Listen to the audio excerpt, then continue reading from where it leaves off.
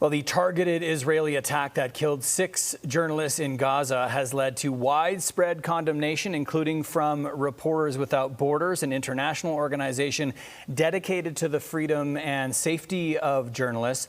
Clayton Weimers is the executive director of the North American branch of Reporters Without Borders. He joins us this morning. Clayton, thanks for your time. And I guess if we can just start with Israel, not pretending this was a mistake as it has in the past, instead alleging Anas al-Sharif, one of the reporters killed, was a Hamas leader. What do we know about those allegations? Well, you're right. Israel is not even trying to pretend that it did not intend to target Anas al-Sharif.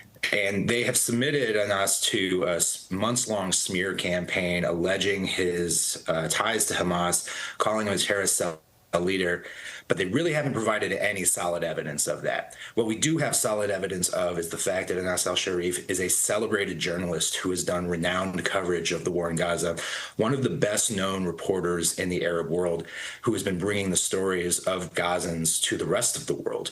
And it's worth remembering that Israel also forbids the international press corps from entering Gaza. So the only images and stories that the rest of us are able to get out of that enclave are coming from Gazan journalists who are themselves under siege. Also have to point out that Israel killed 5 other media workers in this attack, and they don't even, they're not even pretending that they're not even alleging terrorist ties for those other 5. So they considered it perfectly acceptable to take out a full half a dozen journalists and media workers in the strike. And I should point out that this is not the first time that Israel has used these smear tactics, calling journalists terrorists. Notably, they killed Hamza al-Dawdou and Mustafa Turaya in a targeted attack on their car that was traveling, calling them terrorists without providing any solid evidence of that. They did the same for Ismail al-Ghul. They did the same for Rami al-Rifi. It's becoming a pattern of misuse I should say it's a pattern of defaming journalists and then assassinating them. And Clayton, what is just remind us of the record of how Israel has handled allowing journalists to do their work in that region? Well, quite frankly, they're not allowing journalists to do their work in that region. As I said, they don't allow international reporters in. There have been a few very rare instances of reporters being allowed to embed with IDF forces, but going on a babysitted tour of Gaza with the army is not the same as being able to report independently. So everything that we know about Gaza is coming from journalists within Gaza who themselves are the targets. And Israel has killed over 200 reporters in Gaza just since the October 7th attacks, which means that there's really a dwindling group of people who are able to give us independently reported information, creating what looks more and more like a black hole for information in which propaganda really thrives.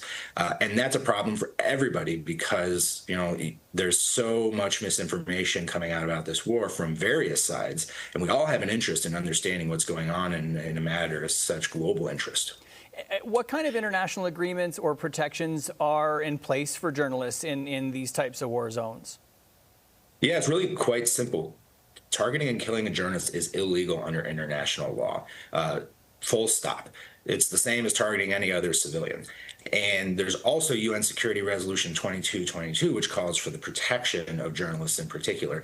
And on this point, I should be clear because RSF as an organization obviously defends journalism and the safety of journalism, but we don't defend journalists because they're some special class of citizen.